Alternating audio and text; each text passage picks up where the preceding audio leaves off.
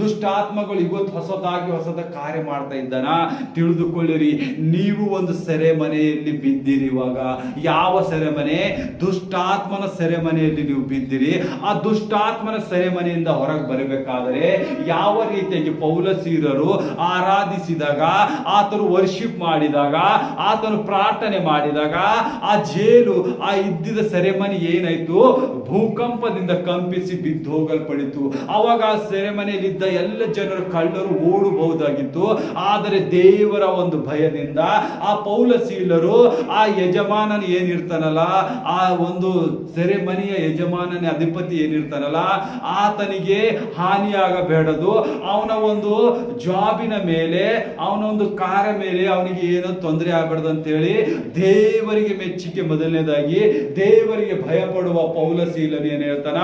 ನಂಜಬೇಡ, ನಾವು ಯಾರು ಇಲ್ಲಿಂದ ಹೋಗುವರಿಲ್ಲ, ನಾವು ನಿನ್ನ ಮುಂದುಗಡೆನೆ ನಿಂತಿದ್ದೇವೆ ಅಂತ ಹೇಳಿದಾಗ ಅವರು ಆ ಅದ್ಭುತವನ್ನು ನೋಡಿ ಅವರನ್ನು ಬಿಡಿಸಿ ನೀವು ಇಲ್ಲಿ ಊರಿಂದ ಹೋಗಬಹುದು ಅಂತಾರೆ. ಆದರೆ ಪೌಲಸೀಲರಂತಾರೆ, ನಮ್ಮನ್ನು ಇಷ್ಟೊಂದು ಅವಮಾನ ಪಡಿಸಿದಾಗ ನಾನು ಇಲ್ಲಿಂದ ಹೇಗೆ ಹೋಗಲಿ? ನಾನು ಮಾನದಿಂದ ಹೋಗುತ್ತೇನೆ, ನಾನು ಜಯದಿಂದ ಇಲ್ಲಿಂದ ಹೋಗುತ್ತೇನೆ, ನಾನು ಕಣ್ಣು ತಪ್ಪಿಸಿ ಹೋಗುವಂತನಾಗಲ್ಲ, ಹಿಂದಿನ ದ್ವಾರದಿಂದ ಹೋಗುವನಲ್ಲ, ಮುಂದಿನ ದ್ವಾರದಿಂದ ನಿನ್ನ ಜನರ ಮಧ್ಯದಿಂದನೇ ನಾನು ಹೋಗ್ಬೇಕು ಅಂತ ಹೇಳ್ತಾನ. ಅವಾಗ ಪೌಲಸೀಲರಿಗೆ ಮರ್ಯಾದೆಯಿಂದ ಕಳಿಸುವಂತರಾಗುತ್ತಾರೆ. ಅದು ಹೇಳುವುದ ಅರ್ಥ, ದೇವರು ನಿಮಗೆ ನಿಮ್ಮ ರೋಗಗಳು ಬಂದಾಗ, ಚಿಂತೆಗಳು ಬಂದಾಗ, ನೀವು ಹಾಸ್ಪಿಟಲ್ ತೋರಿಸ್ಕಿರ್ಬೋದು, ಮಂತ್ರತಂತ್ರಗಳ ಬಳಿ ಹೋಗಿರ್ಬೋದು, ನಿಮಗೆ ಏನು ಕಡಿಮೆ ಆಗಲ್ಲ, ಅಲ್ಲಿ ಏನು ಸಾಧ್ಯವಿಲ್ಲ.